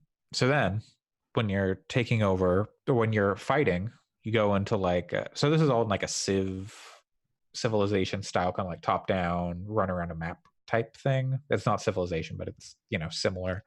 And then when you go into combat, you go into like a top down, like battlefield views, kind of zoomed in. And you've got your whole army. And like you've got 3 commanders and like 6 little like retinues for each commander, and you can position them how you want in your starting zone, and then you kind of run them at each other. And I don't know how to do it, man. I'm not a military mind. I'm just like, I'm gonna run my horses over to the side, and I think they'll run in like and flank. Well, yeah, you want to try to flank with cavalry, but you want to try to do it from either like an actual flank, or like you don't want to run head on in with cavalry. Oh yeah, get shredded, and then from there it's a lot of it's managing like the state of your units. They're like losing hard. Part of it, I mean, so much of it happens in the preparation too. Like if you have 300 men and like 300 infantry and 50 cavalry, and the opponent has 500 infantry, they're probably going to beat you.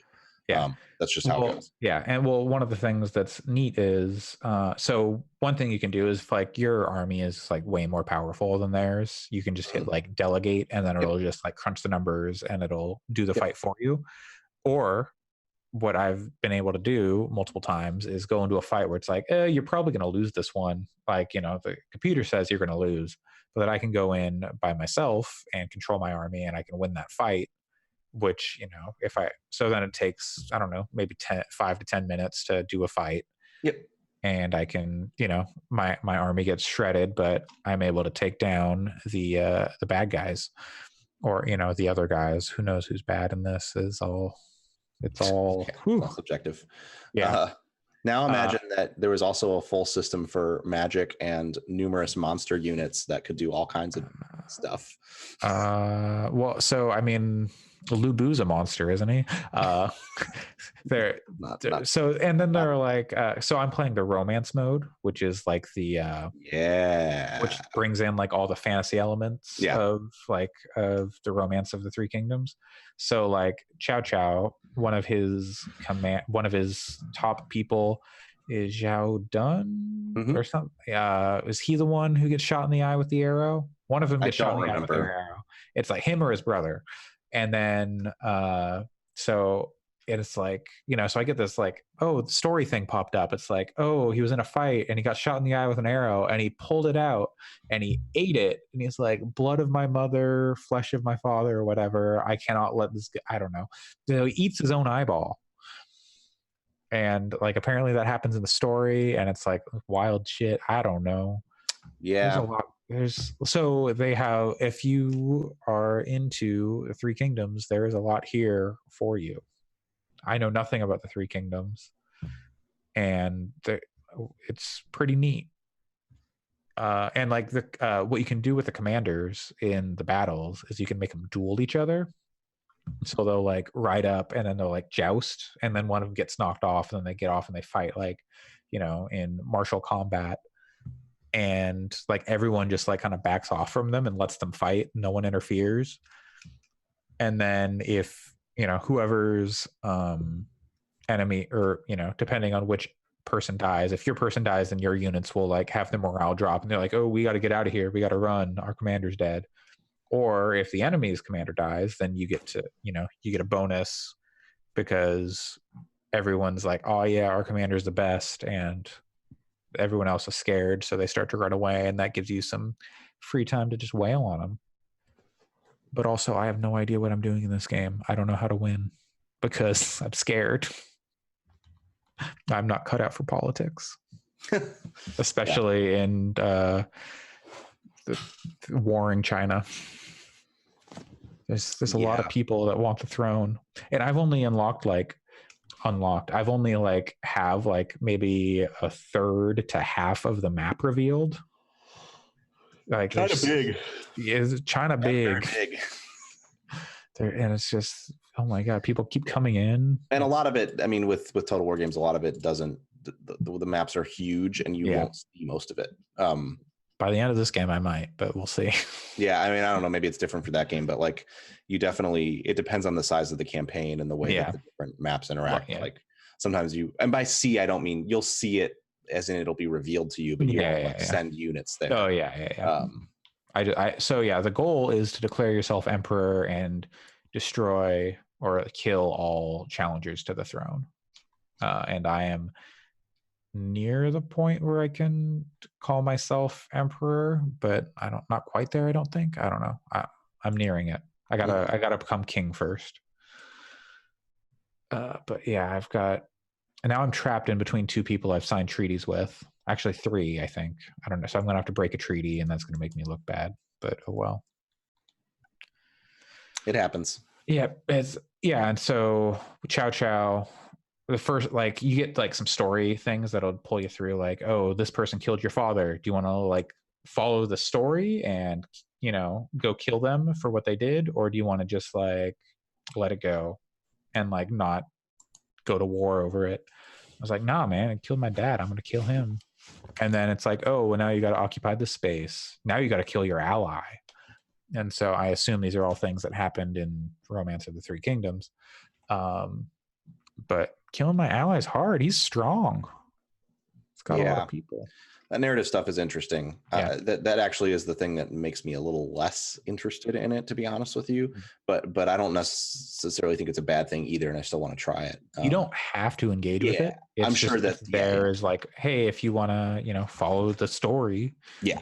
But it's also just like, oh, this person killed your dad. How do you want to engage? They put a little bit of that stuff into Total War Warhammer 2. Those are cool games. They're hard though, and they're very dense. Yes, very, very dense. But yeah, there's your strategy like hour or so. Yeah. Alex, what did you bring for the class today? I put a lot of hours into Fire Emblem. Okay. Well, let's get into it. Well, yeah, let's dive right in. No, that is what I put the majority of my time into. I played a little bit of Dota Underlords, and I've mentioned in our chat that I've completely turned around on that game, and I don't like it at all. Yeah, I can't. It's still a hit in our house, but I like games that have randomness in them. And if you don't like games that have randomness in them, like given that you don't like card games, that was kind of, the more I thought about it, I was like, I don't think Alex is going to come out liking this thing. Yeah, like I think it is extremely well designed. I think it is really fun when you get a good run, but like RNG is such a major factor in it, like to a detrimental degree. Like I was doing the whole thing of paying attention to what other people were building, like because there's a finite amount of units, so I was like, okay, no one is using I don't know, Enchantress for an example, like a low level character. No one else is buying them, so I'm gonna pick up all the Enchantresses I see, and then I'll have a high level Enchantress at the end. Yay. And like there's been some points where like no one else has an Enchantress, and I'm having to re-roll like 20 times, and I'm still not getting an Enchantress. Like at some point, you're just totally limited by the RNG, and it's like your skill and your plans and everything don't matter, and that gets really frustrating because like there's also moments when you're facing off against someone, and they've changed the game so that now the person you're attacking and defending against are always the same person, so you can easily watch both sides. Yeah. And I've seen it where I won my defense, but I lost my attack, even though it's exactly the same lineups in both cases. So it's like it's 100% RNG, and there's no skill involved. And I was just like, well, then fuck this. I don't care. Just like Dota. No, Dota's great. Yeah, and I guess it did actually make me go back and play some Dota, and yeah, Dota's great. I would say that I feel that the skill is in mitigating the RNG. And that's the case in a lot of, and there are situations where it is unmitigatable. Like there are times for sure when you can't, you just have to take the L and go like, well, that wasn't my game. And you know, the randomness just didn't go my way. And I can see that being frustrating, and I can totally see that being enough to turn someone off of it. But I just think that it's a style of game, and like, first of all, I don't think it's better than Dota, but I actually think that Dota 2 is the only game, maybe Rocket League also, but like, I don't think that a lot of games that purport to not have any RNG are particularly fun to play, because I think that they become so theory crafted and so like driven to a point that it's like, there's not variation in the way that you can play. Whereas what RNG does is it forces you to mitigate some of it by having to adapt to different situations. And so that's part of why I like it quite a bit. And the thing that I think it's the classic difference is like this Dota Underlords is a deck builder versus a game like Hearthstone, which is like a TCG. And in deck builders, you come in with nothing. And then over the course of the game, you build the thing that you're going to use to defeat the other players, and rather than come in with like a pre-built deck that you made yourself. And personally, I like that more because it levels the playing field a bit at the outset. Yeah, but there's no skill. Like that's just my problem. I don't agree. Like, I don't think that's true. I've played Dominion. I understand those deck buildery kind of things, and like I don't know, this game, like it's literally the situation I was talking about where you're facing off one-on-one against someone, and it's literally the same lineup facing against the same lineup in both cases, and it can have different outcomes, and you have zero control over it. Like, so I do think that that's a bad decision that they made to make it so that you face the same person that you're defending against. Like, I don't think that that's a good, I don't like that as a choice. From a design perspective, I think it was more interesting to have both of those roles kind of be randomized. But I mean, that's dice rolling. And I don't think that it's fair to say that there's no skill, because if you face off against that person 10 times in a row, the idea is that then it'll normalize, the randomness will normalize between the two of you. So you lost that one time, but you'll win the next time that you fight. That doesn't always happen. And sometimes you can get screwed by the RNG for sure. But like, I don't necessarily think that there's no skill in the game. In that engagement, for sure, there's no, like, no matter how skilled you are, it wouldn't have changed that you lost. But the difference is that if I play a game of Dota, virtually any person that I come up against one-on-one, my level of skill doesn't matter because they have such an impossibly higher skill ceiling that there's nothing I could have done to have like gotten to their level anyway. So I think that that's not to say that I think that RNG games are great because they have a lower skill cap, but it's not always about it's not about those individual battles as much as it is how things measure out over the wider scale of the game. So that's why I think it's totally valid to say that it has a lower skill ceiling than Dota. Like, that is true. I think that's not necessarily skill though. I think that's level of knowledge about the mechanics and maybe the units in play. Like, cause you know how to mitigate it. Like, yeah, okay, I know if I build this alliance, it'll counter that. Like, okay, like, yeah, that's a mechanics thing. That's strategy. I think this gets to the fact that you're just smarter and better at this stuff than the vast majority of people, because it sounds to me kind of like the same reason that you didn't like Obra Dinn, which was you were saying that like you saw how everything fit together and worked immediately. And like, that's just not like, I'm not that good at seeing those threads fit together. So to me, if by skill you mean like your ability to click the mouse, definitely there's not that kind of like mechanical execution skill in Underlords at all, but there also isn't in Fire Emblem. Like it's the skill is knowledge of the board states and how things interact numbers wise. And that's, so in that respect, you're totally right. But I think that's like most strategy games, I guess, that aren't real time. Sure. But like with Fire Emblem, you can approach it like a puzzle. Like you can, like, that's actually one of the benefits I've found of the whole rewind system, whatever it's called, Divine Pulse.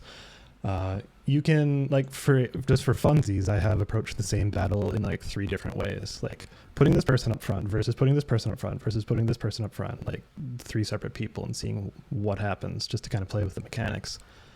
And like, I would say we have to kind of define our terms, what skill means in that case.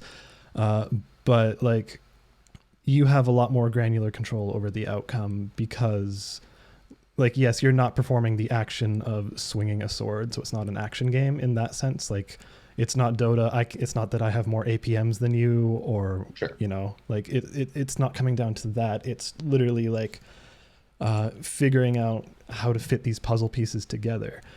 But with Underlords, like, you can build the ideal team and it's great, and then they'll have a PA who's just going to jump to your backline. PA is a character who gets really high crits, who will just jump into your backline and blow up someone immediately. And it's like, well, that my entire lineup is screwed. Like, sure, that you can say, yeah, they built for that in mind as a direct counter to you, that's fine. But like, there's also times when the PA doesn't do that, and it's like, there's no actual you don't have any kind of I don't know how to best describe it, but there's no control. Yeah, your hands off as soon as it starts. And like, I don't know, for me, and I think it's totally valid to not like it because of that either. I'm definitely not saying you should like it. I just think like you can play a game of Magic the Gathering and not have any mana in your opening hand, and it's a sort of similar situation where like, well, fuck, I'm screwed. But that's why you play a best 2 out of 3 in Magic the Gathering. And I feel like in theory, and granted, I don't think that the balance is in the best place with Underlords right now. So from a perspective of like game balance, it has a long way to go. I think it's also early enough in development that I'm not so much worried about. I think they have plenty of time to do that. But that's the reason that, you know, if it was one round where you like, or if you played like just 3 rounds where it's you versus one opponent, then totally that would be problematic. But because of the way it should theoretically even out over the course of a match, that's why I don't think it's problematic for it to have that lack of control. Just because the like learning the variance and learning like how likely it is for this behavior to occur is kind of part of building that knowledge, which I think is a totally fair thing to say too. Like if we want to say it doesn't have any doesn't have a skill component and it's all knowledge based, that's fair. But I think that's true of like a lot of strategy games, and I think it's an interesting take on that kind of thing. But I also like don't mean to suggest that it's as good as something like Dota either. I just don't think that many games are. So yeah, but bear in mind, I also really didn't like Hearthstone. So I mean, if someone likes Hearthstone and likes CCGs, this is probably going to be a fantastic game for them because it is really well designed. Just for me, I actively dislike it at this point. Yeah, and that's fair. I don't. I kind of am willing to kind of engage in a conversation, like in an, I guess, argument or debate is a better way to put it, about whether or not the game is good. But I would never debate you on whether or not you should like it, because that's totally fair to not like it. It's a good game that I don't like at all. Yeah, and maybe at all is a little strong, but maybe I'll check in on it in like a couple months. It's also not worth spending a lot of your time. Part of the thing is recognizing that you're not going to enjoy spending more time with it because it is a game that is about knowledge building. So like, if you're not enjoying it, there's no reason to continue to burn time like learning more about it necessarily. So sure, yeah, and I'll end it here, but like I have the advantage of having played a shit ton of Dota, so I know the characters. Yeah. So like, but I think if someone was coming into this never having played Dota, man, that's going to take a long time. yeah. And as the game develops, there'll be a larger pool of characters, and hopefully the balance will get complex. Better. Yeah. If the balance doesn't get better, then definitely, which is my problem with Hearthstone. I don't think Hearthstone is a good game currently because I think the balance is bad and has been bad for years. And so like, I would say I don't like it. And I still think that Underlords is good because it's so early on. And I have confidence in Valve's ability to balance games because Dota is pretty well balanced, and because Artifact, for all of its problems, was pretty well balanced. So I have confidence in them being able to do that over time. But if they were to say, hey, it's 1.0 right now, I would be like, y'all got some work to do in terms of like how, because it needs to be in a position where people aren't just buying the same characters every time. Like part of that, like learning to mitigate the RNG needs to become, okay, well, these 3 people bought up all of the best characters. So how am I going to counter that and mitigate it? Since I didn't get dealt those characters in my first few turns. And if you can't do that, then it's a bad game. Which again gets back to the issue I was having at the start, which is like, okay, if I am playing around this and I'm getting this character that no one else is getting, but I'm re-rolling 100 times and still not getting it, even though I know it's on the board, like that's just super annoying. Yep, totally. So that stuff is stuff that I expect will get better before I would be willing to defend it. Yeah. Anyways, yeah, I'll leave it there. Underlords, it's not for me. Maybe it's for you. I enjoy your perspective on it though, because I think that you're a very good judge of like that kind of complexity. So I'm glad that you put time into it, even if you came away not enjoying it. Yeah, I'm interested what my final hour count is. Give me 1 second. It's probably a lot. 35 hours. Yeah. Okay. So. All right. Well, Sam, you brought something that has nothing to do with strategy. I said the strategy hour's over, but then we went back into Underlords, which has some strategy. Yeah. I've also been playing Chess Rush, but which everyone should play because it's just like Dota Underlords without having to know anything about Dota, which is why I haven't played Underlords, because I know nothing about Dota. But you're learning about Chess Rush instead of Dota now. They're the same characters with the same abilities. They just have different art. I played some of these games. I had no idea that they were the same characters, and I still don't know what any of their abilities are. I've played like 3 hours of another game, which is Picross, Lord of the Nazarick, which is a Picross game with the story of the anime Overlord. Yeah. What? So basically, the conceit of the game is that the main character has lost his memory, and that he needs to do Picross puzzles to remember things. After about the first 10 minutes, I have been mashing A to get through all dialogue because it's all stupid and Like it doesn't make any sense at all. It's obviously for fans of the anime Overlord, of which I have not watched a single episode. But also the Picross is really hard. Some puzzles are taking me half an hour. So basically there's like 10 or so characters that you have to remember, and each one has 12 Picross puzzles, and they're in like a row of 3 rows of 4. And the top 3 are pretty simple. The middle 3 are like nice and challenging, and the bottom 3 are insanely hard and take about half an hour. One puzzle took 42 minutes. I'm getting them all every time, but they are insanely hard. Might I suggest tents and trees? Oftentimes, I will have to put the Switch down, like go for a walk around the house so that I can look at the puzzle with fresh eyes, because it's just literally not happening. If you've played Picross S, which was the game that came out at the launch of the Switch, the Picross game, it is the exact same thing. It's by the same developer. Just with this whole trappings of the anime Overlord. They've also added Mega Picross, and they've added Color Picross to this one. I don't know if that was in the sequel to Picross S, because I know there was a sequel that had extra stuff, but I literally didn't play that. I have been playing this one. I've been playing it all week since I finished Fire Emblem on my commute while I listen to audiobooks, and it's fine. But I wish I wasn't reviewing it, so I didn't have to play any more of it or finish it.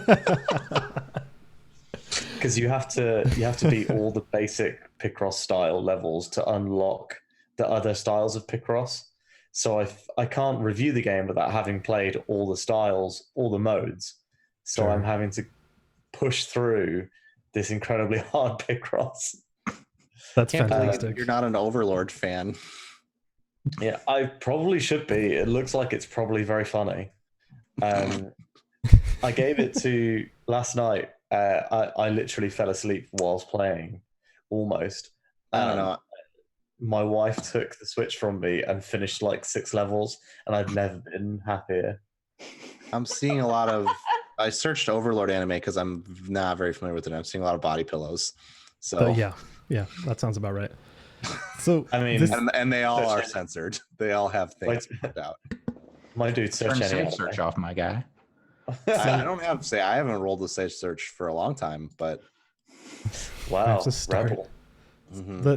So this begs the question, Sam: if you could have any property made into a Picross game like this, what do you think you would pick? It would be Persona 5. And you would up your social links by playing Picross. And that's all right. The Picross images are just that demon that's a dick chariot. and Belphegor, the demon that sits on the toilet. The toilet? Yeah. No, they're all... each one is a different monster, but both of those monsters are major characters, and you can build social links. I think Belphegor, the toilet demon, is literally the first enemy in Persona 5. Yep. Yeah, I believe so. Yes. That's just like, what is going on? That's a good idea. I mean, social Persona Q is good. I think that a Persona Picross would be very funny. And it's not like Sega got much money coming in. I'm sure. They got that Total War money. Yeah. Yeah, totally. They're making Lu Bu dollars. Yeah, they got that Lu Bu money, baby. All right. Well, that's Picross, Lord of the Nazarick. Wait, I have a joke. Wait.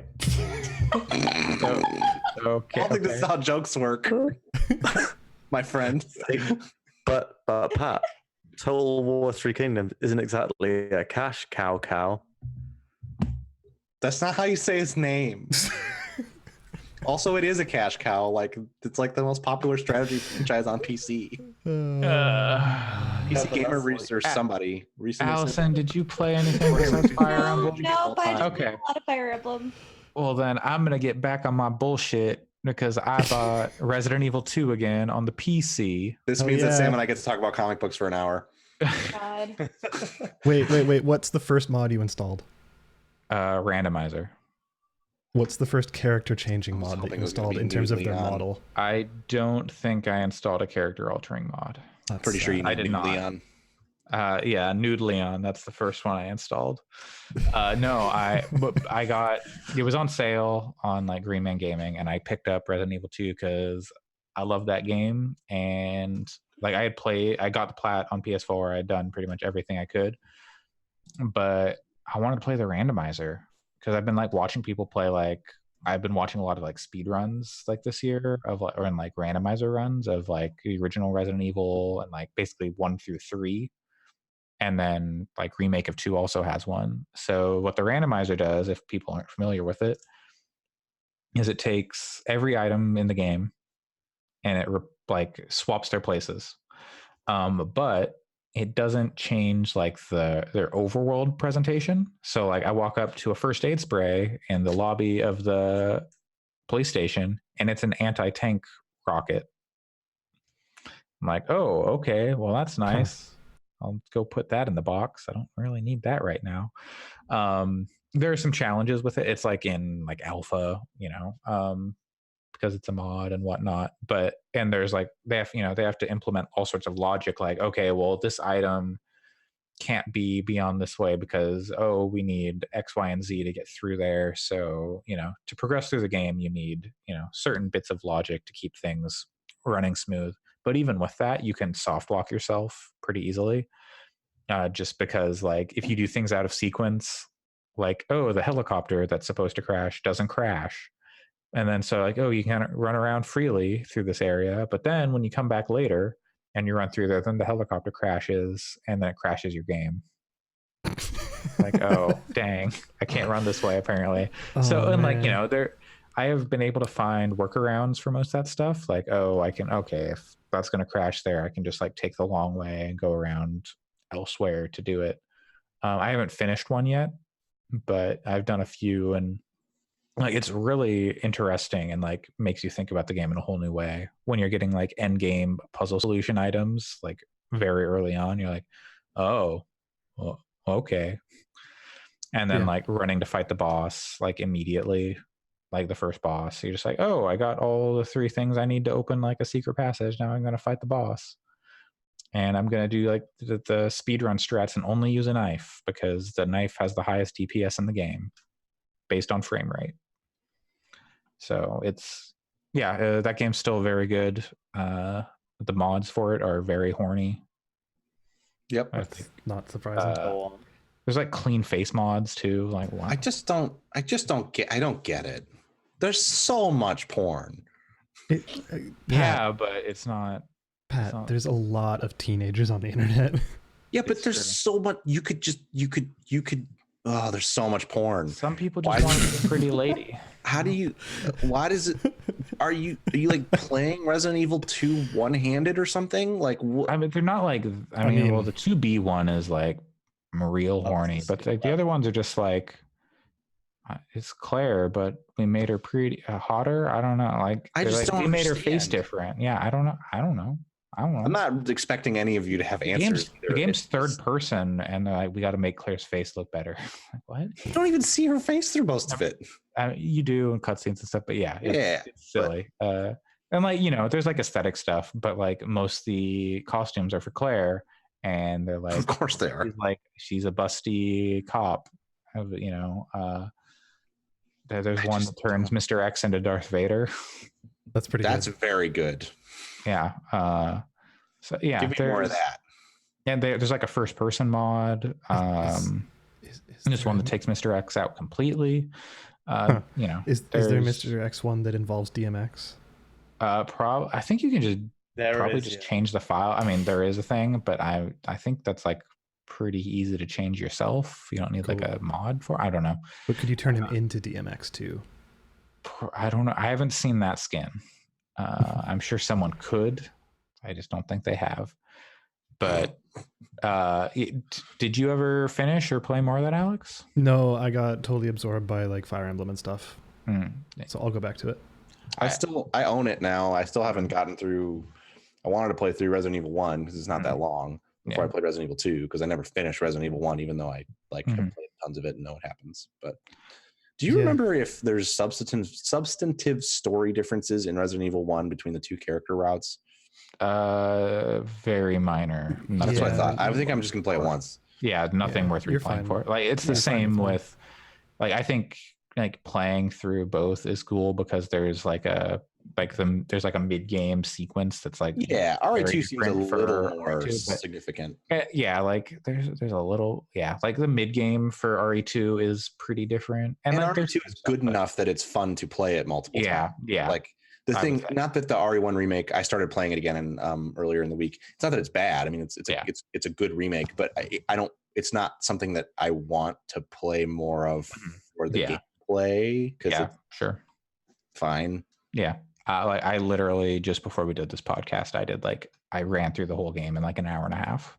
Yeah, like just because cool. Like that's fun for me now. Is like totally, I get it. Game, I kind of wish that I had it on. I got it on Xbox because I want to for like my narrative playing through it to see everything. I want to play it on 4K TV, and it runs really well, and like it looks great on like my PS4 Pro. So I'm sure it'll look great on the Xbox One X. But I actually 60.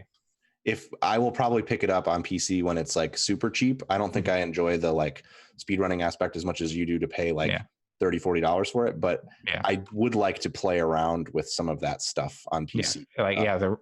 I've been wanting to do the randomizer stuff for a while, and it was fine. Like, okay, I can get it for like $35. Sure. I wish like Capcom would just like build that into the game. Like now, because like it's been popular for quite a while. I wish it'd be like, okay, you know what? Here we go. Here's your randomizer. It's built with us, and like we thought about it, so like the logic works, and like it's not going to break. But do you think that it would be as good if Capcom made it? I don't see like with how good 7 and Resident Evil 2 remake have been. I think they could totally do it. Yeah. Like people are going to make it either way. So, they don't have to, but I think it would be a cool thing for them to do. And they're not shopping around, but like they're doing like closed alpha, like playtest stuff of some new game, Resident Evil game that they're doing. Like they're having like people come to like offices and playtest something. God. Oh man, if that's what it is. Also, weirdly, Resident Evil Outbreak has like some like resurgence going on. Like people like are hacking together some servers and like playing that game. Weird. People love that game. Yeah, I don't know. So I don't know what the deal with that is. I was just watching a bit of a YouTube video of someone playing, but yeah, I don't know. Resident Evil is real good. Like I even like 6 a little bit. Anyway. Anyone have anything they want to talk about before we sign off? No, I want to talk about comic books, but I don't want to do it here. Sam and I should talk about comic books at some point. That is fair. That'll be a long conversation. We've already gone quite long. 2 hours. Everybody should read Jonathan Hickman's new X-Men series. That's all I'm saying about comic books. And just do what I did and have Sam give you the tools to go back to the beginning of Jonathan Hickman's Marvel career. Just read it all because it's really good. Like all right. Substantially better than I expected it to be, and I had relatively high expectations coming in. The only other thing I've got is fuck the ESA. Yep. That should be. I think didn't we talk about that last week? We did not. Oh. But that should be insane. Sworn okay, maybe not, huh? I feel like I need to rent Resident Evil 2 now. I think I'll put it on my list.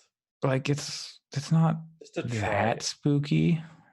Like it's tense, and like the Mr. X stuff is like can be like pretty tense, but like it's not that scary. I find usually too, like it's very scary until the first time you die, and then you see yourself get killed, and you're like, oh, okay, that's what happens if I fail, whatever. And then you reload and try it again. Then it just becomes a challenge. That's how I've always found it in horror games like that are not first person like jump scare fests.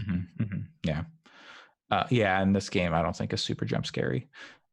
Oh man, when the logic breaks, though, it's really funny. Anyway, that's going to do it for us on this episode 82. I never said this at the beginning. Okay, we got to restart everybody. All right, from the top. Let's do this. Places. Okay. Hello and welcome to Gaming Fix episode 82 on this August 10th, 2019. I'm your host, Andre Cole. Joining me today, Alex Galinas. Hey, my info was leaked by the ESA. Haha. Great. Allison, show me your gamer credentials. Oh, I have a Game Boy. Where can people see your Game Boy? On my Twitter at WRITERSERENYTY. Actually, I don't have a picture of my Game Boy, but I've been talking a lot about J-pop lately, and that's very good. Gamer credentials revoked.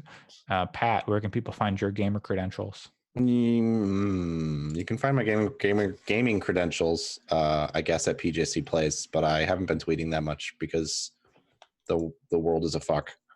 Born world is a fuck. Yeah. 1984. Yeah. So I'm gonna try to avoid Twitter for a little bit because it's awful. Fair. And everything is awful. Twitter for me, I've gotten way more into just like pop culture Twitter because I'm like, I need this to like be happy. That's fair. Sam, where can people find your gaming credentials? You come at me in the street anytime, anywhere. Yeah. He'll show you his receipts. Yeah. Literally.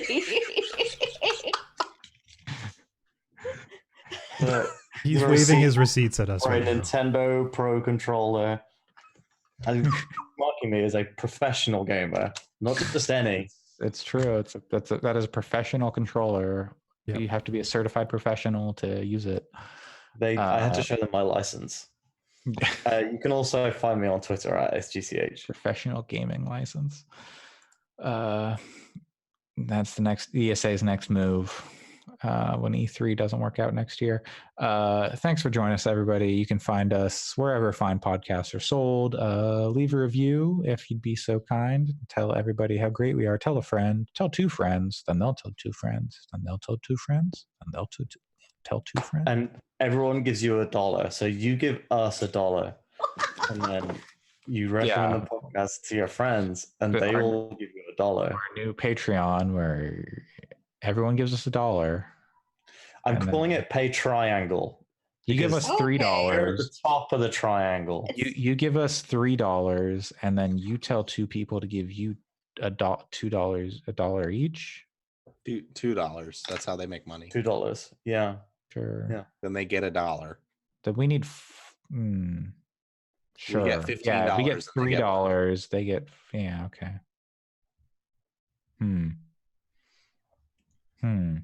Anyways, multi-level marketing. Anyways, tune in next week. No, that's a crime. No, this is different. No, this is multi-level podcasting.